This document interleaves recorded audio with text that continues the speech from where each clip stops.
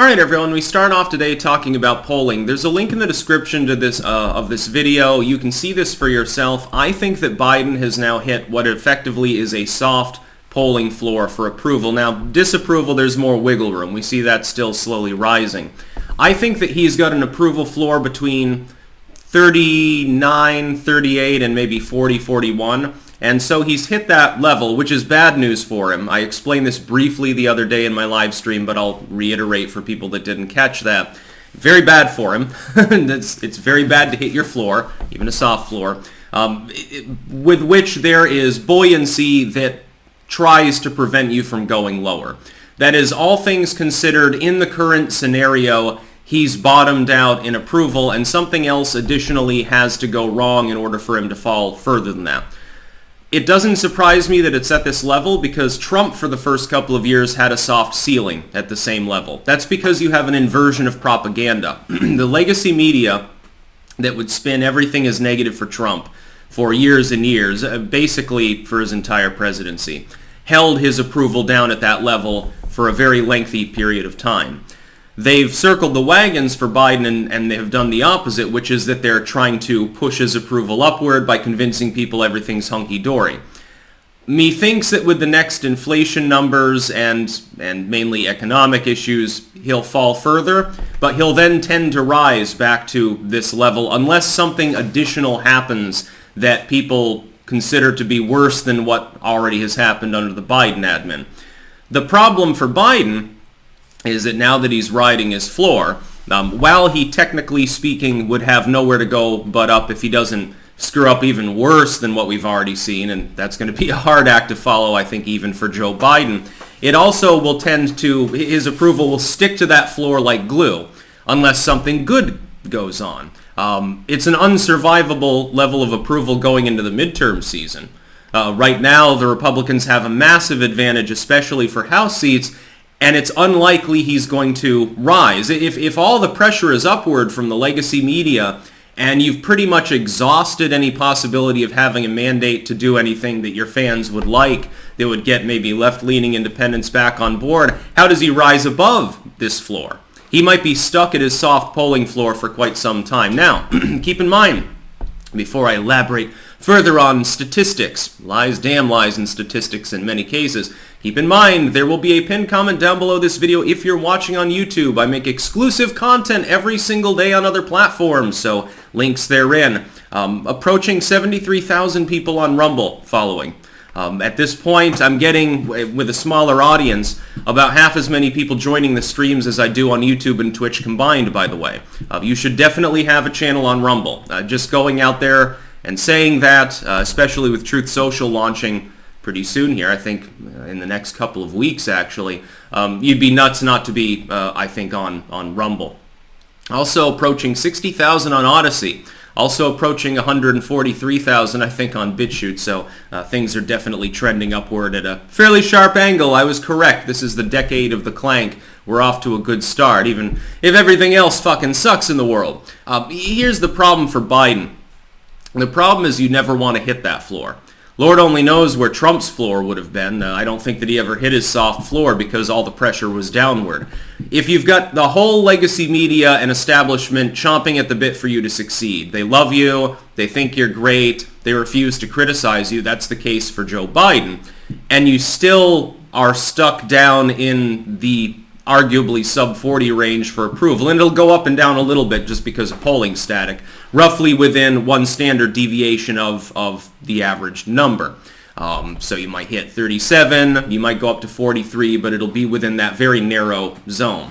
When you hit that level, it's very difficult to claw that support back, unless things go well. Trump, by the way, did manage to rise considerably above. He added 10 points to his soft ceiling that was created by downward pressure. He did the opposite. He managed to get up near to the high 40s towards election time, especially prior to COVID had hit it as well, mainly because the economy was going well. We weren't in any new wars. There was no border crisis at the time. People were waiting to cross the border with the bated expectation, actually, waiting for the election results, because Biden had surrounded himself with people that had said, oh, come all ye faithful, bring us your huddled masses. Of course, they got what they wanted. Biden did too, free slave labor for his corporate buddies. But the American people don't like it as much. Interesting reports coming out of certain states, especially Florida and Texas, where apparently Hispanic women are the biggest driver of GOP gains in some of these areas. The Democrats have lost the Hispanic vote. It couldn't be a bigger disaster for them going into the midterms. He's still got another year of attrition to take with a president, a figurehead for the party. He may not make his own decisions or even change his own socks, but that's the impression that people have. Still the president, at least in name, the asterisk Beijing Biden admin. When he's not absent, he's fucking up. You don't have any other particularly strong leadership figures within the White House. Buttigieg, I think, arguably is the closest to it. He's visibly absent, though, because he doesn't want his name too associated with the Biden admin. He wants to make some decisions, make a few basic speeches, but stay to the side. He doesn't want the shade falling on him. By the way, that's not a bad strategy. He'll probably, in all honesty, he'll have a political career in a few years. I don't know that Kamala will. Joe Biden could have another aneurysm or his fourth fall in the last 365 days roughly and have to drop the presidency. And I don't think he can rise above his floor. This is partially why the GOP now, for the first time in modern history almost, has an advantage in voter registration in some of these vulnerable states. They haven't had one in Florida in quite a long time. They now have a considerable advantage. They've reversed literally a decade of gains by the Democrats in Texas. They're beginning to reverse, I think, their prospects in Georgia. If we look at the Stacey Abrams and Warnock election bids, they're arguably well behind. We don't have enough great polling data right now, but as it comes in, I don't expect it to wildly deviate from where it's at now. The one thing that people need to keep in mind, well, I'll point out two things that are tangentially related to this. First, some people are noticing, hey, Trump now has a lower disapproval than Joe Biden. He's approved of more. The problem is that Trump is more absent from the public consciousness. This is the Kasich effect. Take this in point. Kasich, in 2016, constantly reiterated a very real fact to people, which is that in polling matchups, he did the best against Donald Trump, who by then had sealed the deal. Against Hillary Clinton, getting the parties reversed there. It was a little bit of an early morning for me. For a few days, I didn't sleep well. You know how you actually get more sleep, but for the first day or so, you actually feel more tired? Very, very interesting. Some pounding the caffeine. You can clank along, of course, just for old time's sake and modern time's sake. Gonna get back into the coffee a little bit more. And I brew it good with Piro, which I think is a Swedish company. But anyway, Kasich's big selling point was that in head-to-head polling, matchups against Hillary Clinton, he did the best. He was correct. The problem is he did the best because basically no one knew who Kasich was, what he was about. So they were saying, okay, generic Republican versus Hillary Clinton. Well, yeah, generic Republican, which can be anything under the sun, something vacuous and simply partisan, is going to tend to outcompete someone who is very specific unless they're a strong candidate, which Hillary Clinton was not.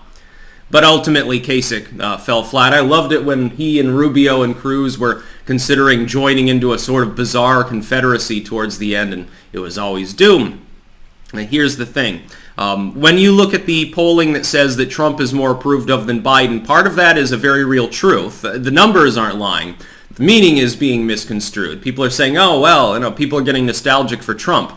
There's a huge portion of people, and this is admitted. I like Trump. I liked his presidency, certainly better than the asterisk admin we have now. I would love to have him back if he runs again. He's the presumptive nominee. I would vote for him again, although I wouldn't mind Rand Paul. I think DeSantis is strong. There's some other Republicans that might run in Trump's absence that I wouldn't vote for instance, Ted Cruz. Little Marco comes to mind. Liz Cheney might mount a run. Wouldn't that be funny? She'd fall flat like Jeb Bush.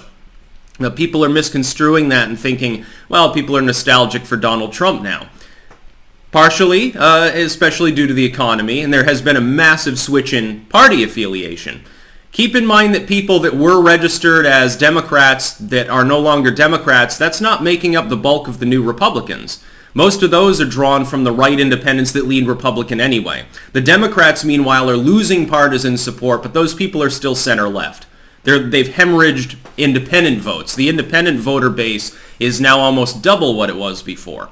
So that's number one. Don't misconstrue that number too much. And number two, when we look at this polling, what we also see is there's a little wiggle room with regards to approval and disapproval. This is for anyone. Keep in mind that most of those polls don't average out, don't come out to 100%. They come out to like 90% or something.